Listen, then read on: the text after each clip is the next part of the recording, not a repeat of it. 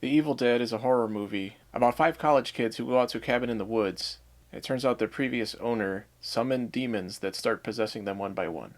All the actors in this movie are basically amateurs. Bruce Campbell was friends with Sam Raimi, the director, but everybody in this movie is not great.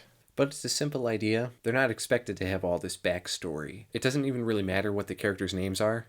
There's just five kids in a cabin who are trying to survive. The entire movie is made in a way where it feels like friends making a movie and saying, wouldn't this be cool? It doesn't try to be anything more than what it is on the surface, which is totally fine because it does what it does really well. The plot of the movie is very simple. These kids go out to the cabin. They find a recording from the previous owner who found an ancient Sumerian text that contained demon resurrection passages. He read them, of course, and when they play the recording of them again, it brings them to the attention of the demons that are waiting out in the woods. And that's the movie. That's all you really need. It doesn't overthink it. It doesn't try and get too in-depth. There's no extraneous subplots or character development that you don't actually care about. Everything that we do get about these characters is stuff that does matter for what happens in the movie. And the majority of the movie is just crazy horror concepts and blood and gore and monsters attacking people, and it's awesome. Even though Bruce Campbell plays the starring role, it doesn't feel like he stands out from the group. Right, he's not presented as a hero character from the beginning, which I think works in the movie's favor. If anything, I feel like Scotty feels more like a hero character earlier on, so it's a bit of a surprise when things kind of turn around about halfway through. It reminded me of Alien in that sense, where Sigourney Weaver's character doesn't really stand out. She's just one of the crew, and if anything, Tom Skerritt seems like the hero character. This movie has lots of energy right from the beginning, even though the story and the setup and everything is very predictable and it's all exactly what you expect. Every scene plays out in a really creative way that makes even basic things interesting. For example, at the beginning, there's a long shot of the car driving up to the cabin, and there's this ominous bumping that keeps getting louder, which turns out to be the porch swing swinging against the house. It also works in the movie's favor that it takes place in a cabin out in the middle of the woods. It's very self-contained. And I think that probably helped on the creative side. Having to make do with what they have forced them to be more creative with both the way they shot the movie and with the things that actually happen in the movie.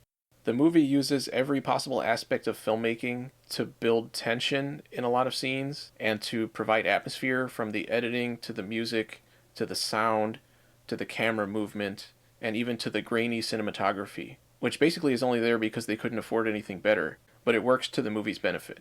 A lot of really thought out shots. The experimental nature of this being one of Sam Raimi's early movies really comes through. There's always a sense of a lot of thought going on behind the camera in how to present things in the most interesting way. And that engagement transfers directly to the viewing audience. Given that this is a really low-budget movie, a lot of the shots are handheld, and in order to reduce jitter, what they did was attach a camera to a board where one person would hold each end of the board, and they would use that for the shots where you see from the demon's point of view as they're running after people. And when they were making the movie, the intention was just to cut down on the shaking, but it provides a unique perspective that was unintentional but works really well at conveying an alien presence. And that, combined with the way they use sound, makes it really effective.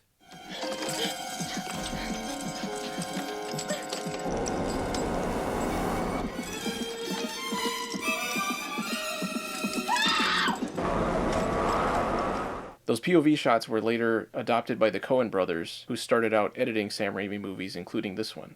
An example of the interesting editing in this movie comes when Bruce Campbell is pretending to be asleep and his girlfriend notices that he's holding a box in his hand, which is clearly a gift for her.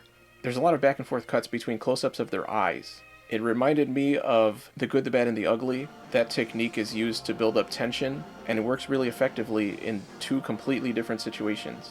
The sound is also used in a very sparse but effective way. There are a lot of scenes in the movie that have an ominous drone in the background that lets you know that there's something there, even if you don't always see it on the screen. Even the way they take the characters' voices and just transform them really works, and it's not hard to do.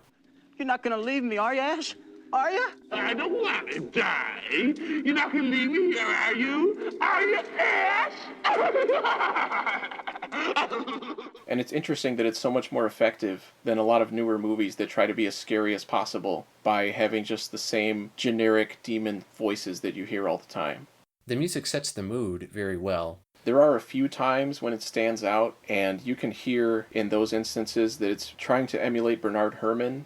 and in particular his scores for Mysterious Island and Jason and the Argonauts.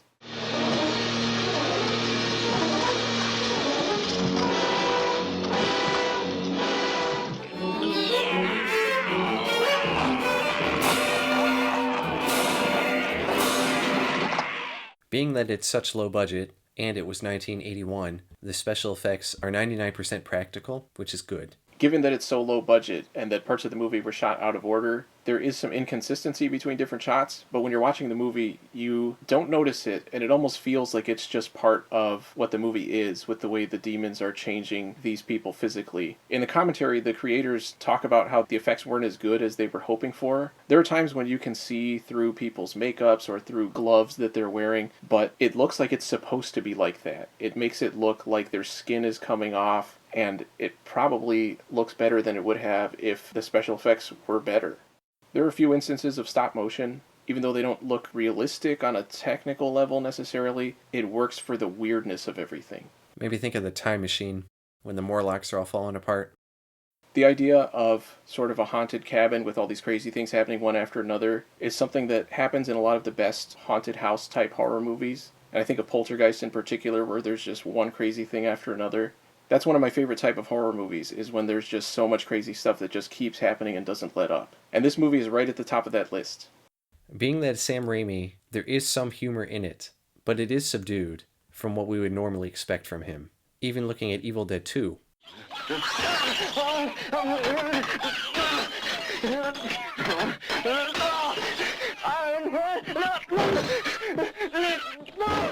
The Evil Dead is an intensely engaging movie from start to finish, really creatively made, lots of really good horror content. The whole movie is awesome. It's very good. Highly recommended.